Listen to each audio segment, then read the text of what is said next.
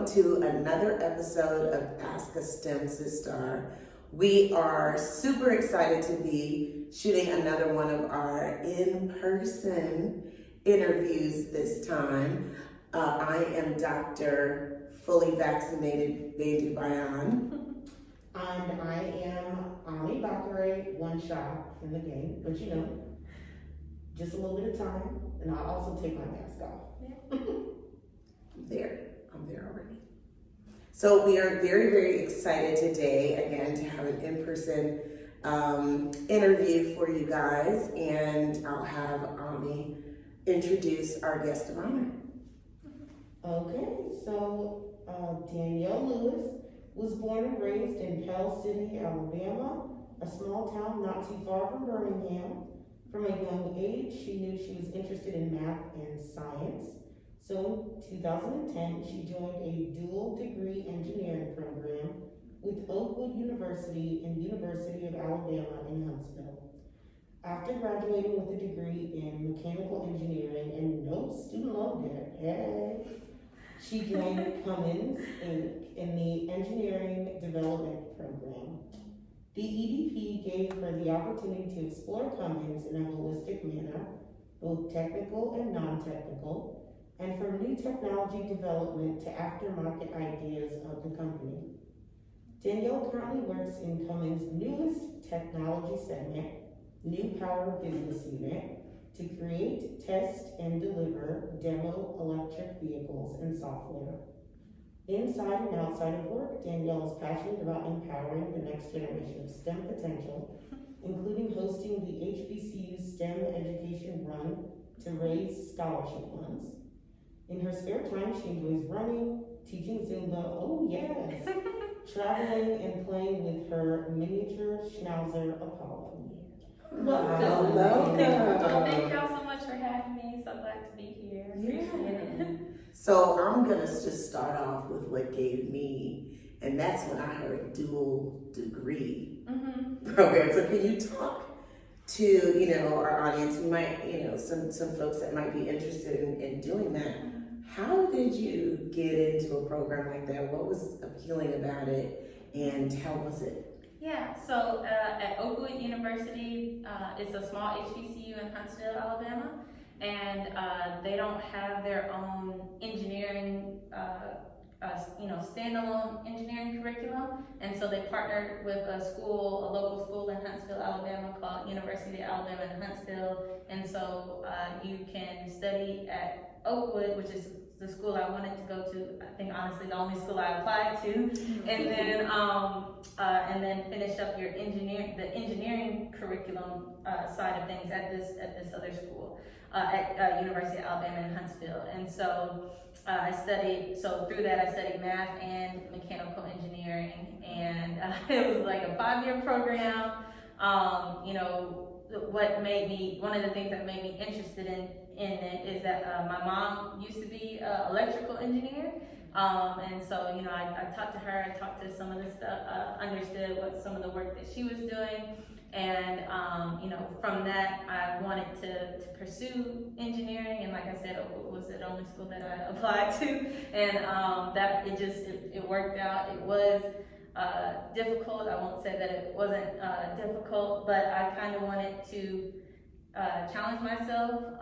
I feel like that program is a little somewhat infamous about not everyone finishing in the school. So there's 4-year programs. Yeah, there's 4-year programs. There's 5-year programs, and I heard people saying it, and I was like, I wonder, can I do it?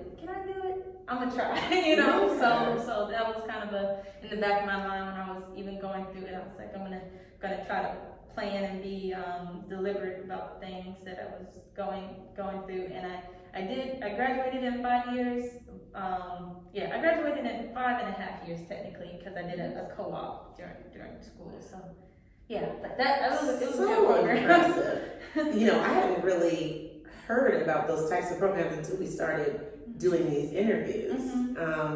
I'm curious. I just want to go back to something you mentioned about that being your only choice. So can you tell us about your decision to go to an HBCU and what influenced that decision and how you were so like adamant? Oh yeah.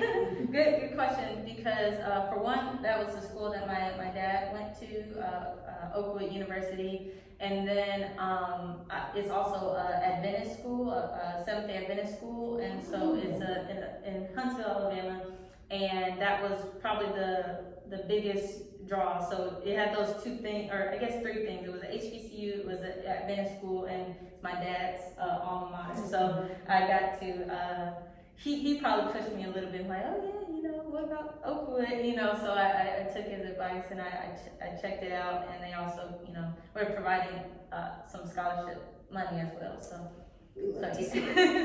yeah, and then my sister, I can't forget that my sister was there too. So it was kind of a family thing, you know. So it worked out. Oh, I love that. Yeah, that's definitely always a big pull. So that's also kind of why I went to IU. Yeah. Mostly just because I already had like the familiarity because she had taken me there, so I completely understand that part. Now, you did mention that it was difficult, and I know that you said that like we know what that means. You was living a different kind of life. I believe it. Now, what I'm curious about is, what advice would you have given to somebody that was, that somebody else that wants to join that program now? Like, what do you wish that you would have known before you went into that program? Yeah, so that's a good question. So I had maybe a slight, what's the word? An earlier look at it, because they had a summer bridge program that I got to go to. So I got to go there for like a couple weeks, understand. I got to meet like who my advisor was going to be at this new school, and, you know, kind of made a few connections that way. I made sure she knew who I was, you know, so I don't get lost in the sauce or whatever when I transfer over. I guess having that information earlier, for someone that might be wanting to go into that program, you know, having that information, understanding who the contacts are going to be at this new school, things like that were probably the biggest thing. I also feel like understanding that it's going to be different, like a better understanding that it's going to be different. So I went from this small private HBCU, so our class sizes were like super small, and then going to this bigger school, like, you know, a state school, and a predominantly white university. And so understanding that kind of, you'll make friends. I don't want to say I didn't make friends, but it's just, and you're also a transfer student. It was just a little difficult to get acclimated first coming in. So yeah, I would say have a plan as early as possible. You know, set those things out as early as possible in a deliberate way, because no one is, in most cases, no one is going to be as invested in your success as you are. You know, you kind of have to take that onus on yourself to say, you know, here's my plan and this is what I'm going to go for. But I think they also got a lot better too with the connections, knowing that these students are going to transfer over. So I think it's improving every year. That's great advice. I think that you can't overstate like how far planning goes, and you know, having been exposed to something so that you have the ability to plan is important. I want to ask you a little bit more in detail about like what those classes were like. So, okay, you've been exposed to this bridge program, and you know, you kind of had the family exposure with your mom, but once you actually entered, you know, classes and started taking the coursework, and you mentioned it wasn't easy.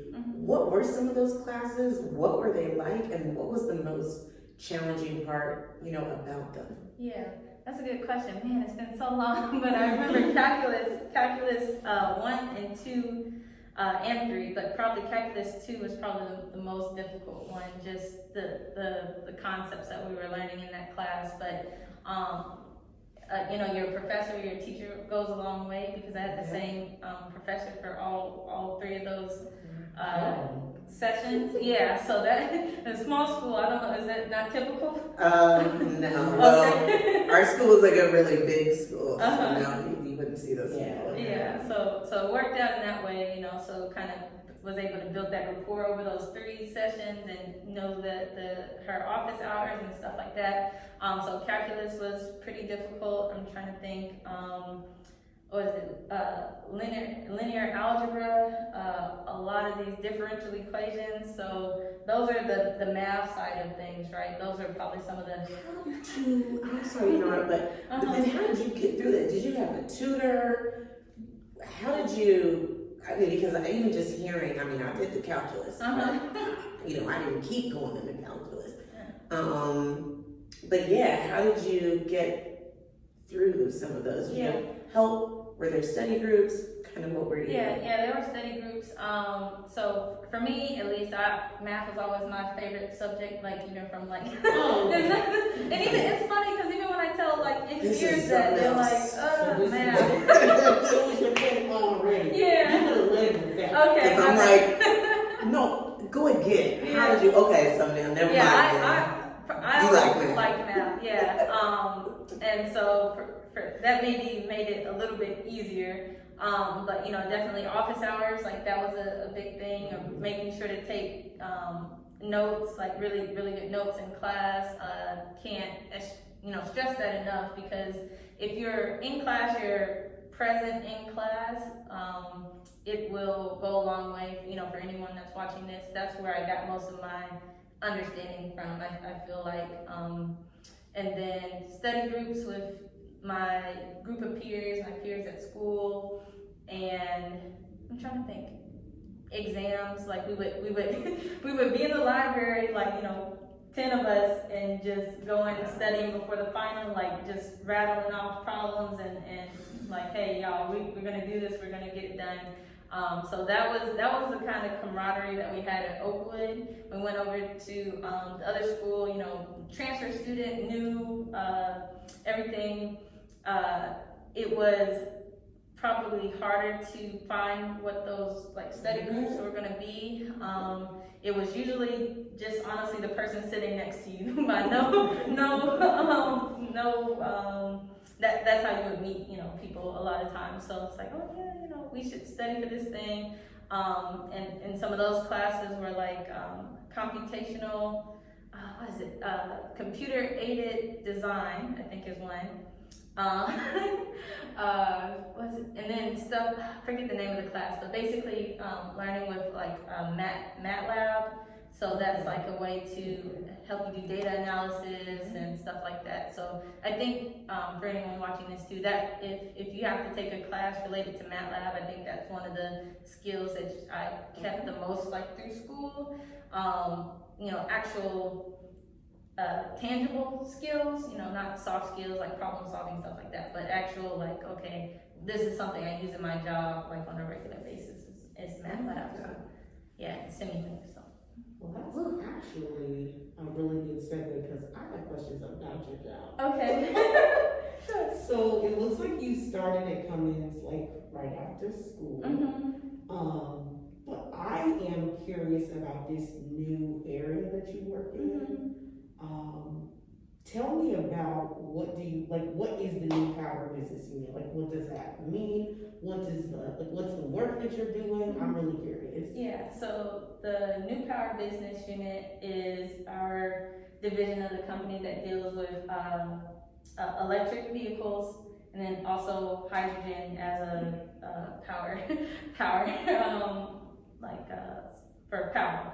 So that might be vehicles or power generation or things of that nature. So those are the two entities of that business unit. And so what I do is I work in the electrical vehicle side. So we'll have different demo vehicles that we have to show as a demonstration of this is what we can provide, or I think we're not moving around enough.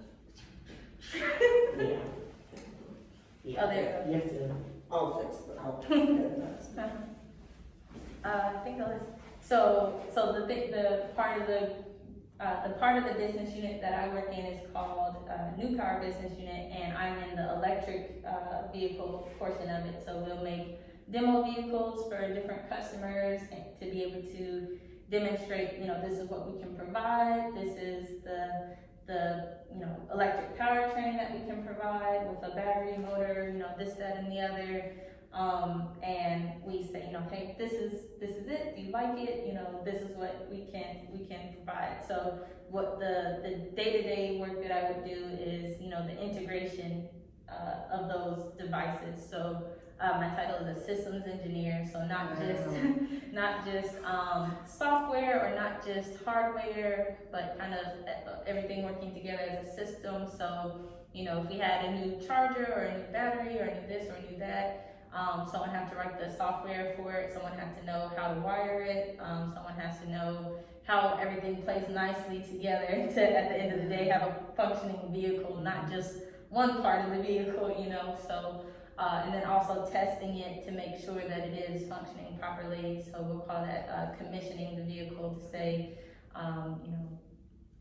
X, Y, and Z are working, and, we check that box and say that it's good. And we go out to the field or the test track and drive it around or use it to say that, okay, it's operating well. So I'm blown away and impressed by everything you're saying. I'm curious. I know we're talking about you getting a role at a pretty prestigious company right out of school. What was the transition like? Leaving, your educational background and training and feeling like, okay, did you feel prepared?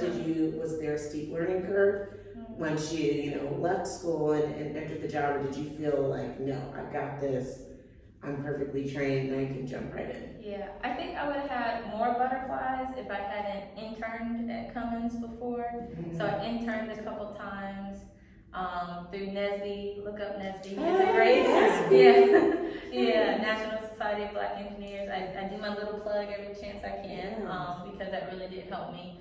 So that's how I got my internship right in the Indianapolis Convention Center. That's how I got my first internship with Cummins at the NSBE convention. And so with school, when I was in school, or the work that I was doing while I was in school, different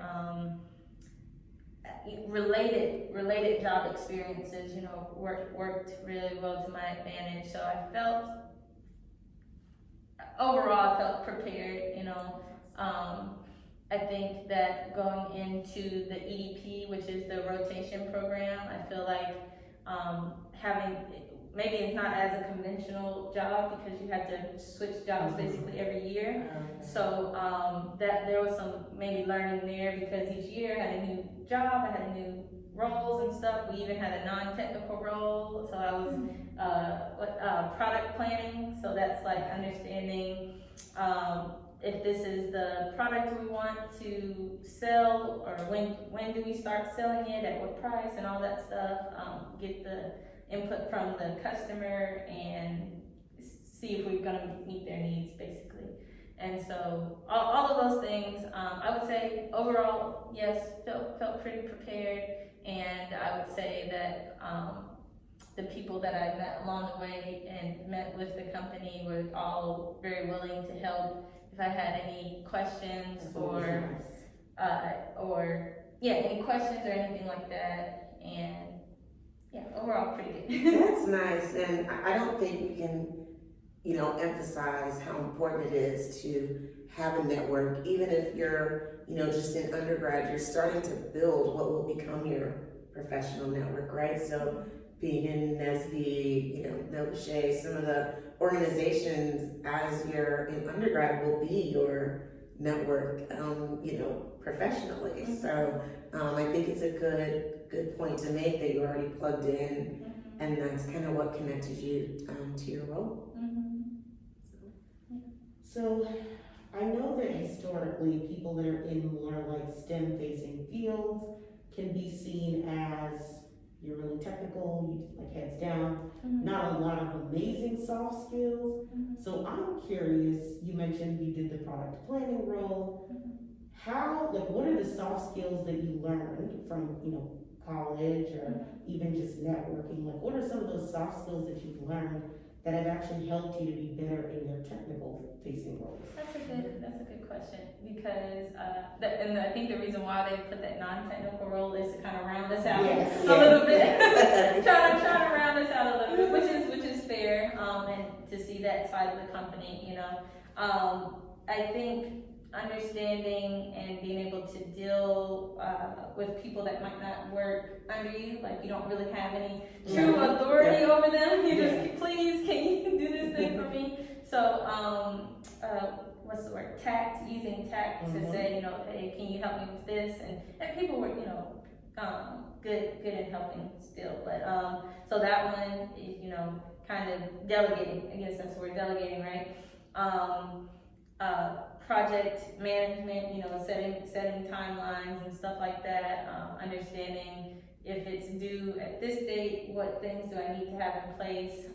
So there's different tools out there too, that they provide. I forget the names of them, but still right, I think so. In a technical project, you have this software that it will it'll like put your dependencies together, and if something slips, something falls behind, then it'll shift everything else because that's dependent.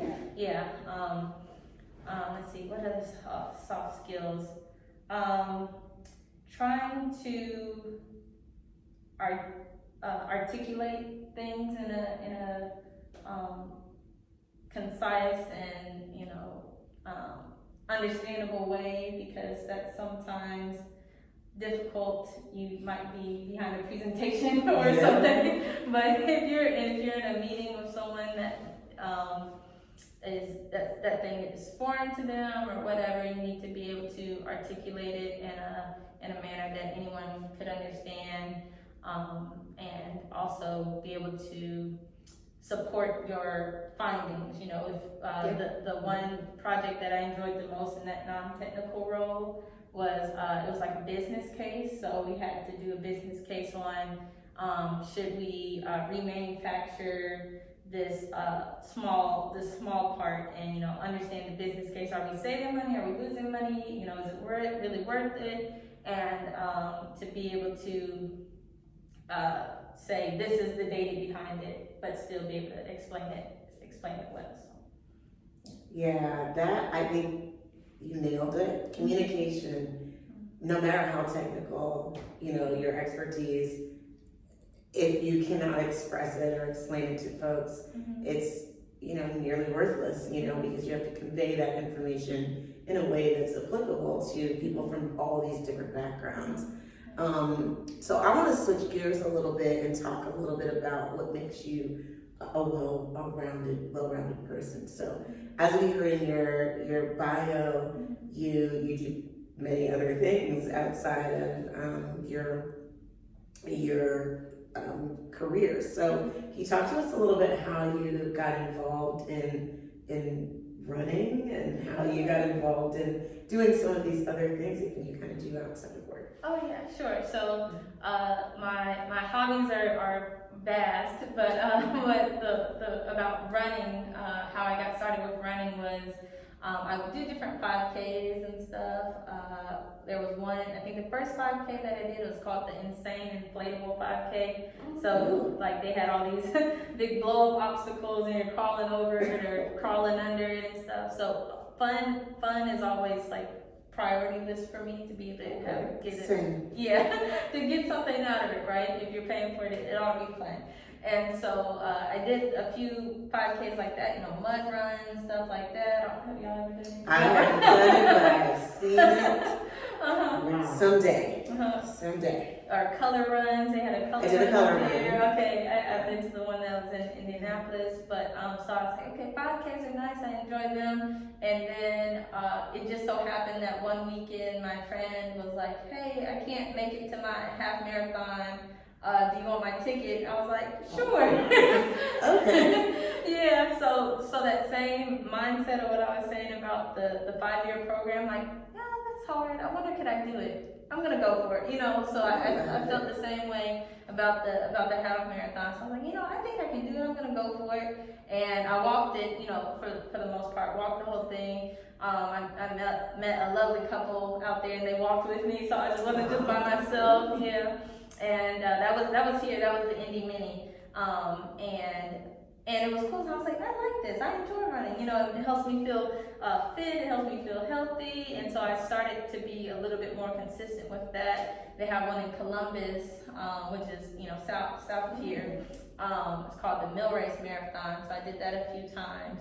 And then in 2019, I did a full marathon for the first time. My first and only one so far. Wow. Yeah. So 26.2 miles. So That's insane. yeah. So thank you. And I put the work in for that one because I was like, I don't want to get hurt out here. But we did. There was a whole training program and everything. So that helped me and prepared me for that full marathon.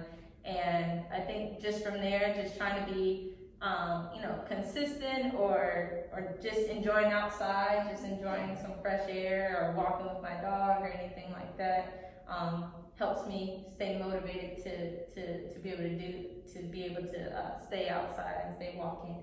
And it's funny because I was missing that. I was kind of craving this 5K because all the races were pretty much shut down, or I didn't want to, you see how close we are. Yeah, I understand. Yeah, and so I was like, I want to make my own. I want to challenge myself. I want to make my own. And so that's kind of how the HBCU STEM Education Run got started. So yeah. So tell us a little bit about forming the idea around HBCUs, I'm guessing, is your connection to them. But tell us a little bit about it, about starting it, and how we could follow you or get involved.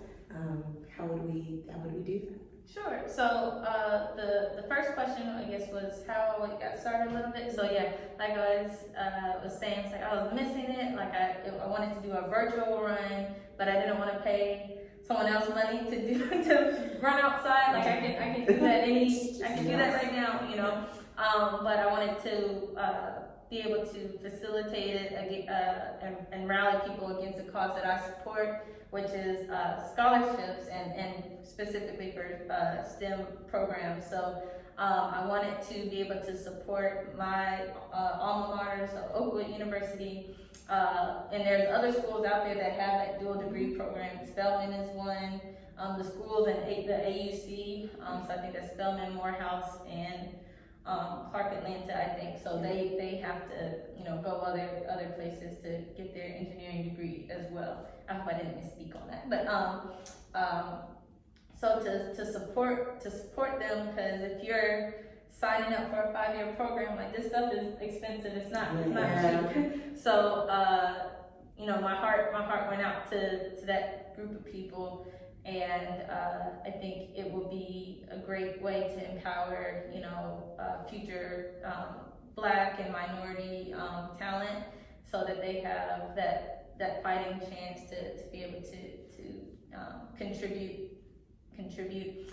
And I think for anyone that's watching, or you guys, you know, the way to support, we're actually now the actual race is over. So each person that signed up, you know, a portion of that funds for the race, it's going to the scholarship bucket, or people could donate directly to the scholarship bucket. So if anyone's watching, or you guys, you know, there's on Instagram, it's HBCU STEMmer, and that's a way to see, like, follow us. You can see what events are coming up. We're gonna do one in October, actually. October, yes. We're gonna do another one. This one is gonna highlight the ladies, right? We're gonna highlight the ladies in STEM. Yeah, and really be able to you know, get highlight them, and to be able to give those funds to those young ladies.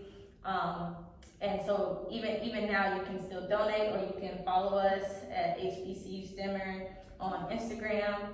So those are the two biggest ones. You can when the registration link for the race drops, I'm gonna send it to you guys. Yes. And then share it. Yes. All of our sisters.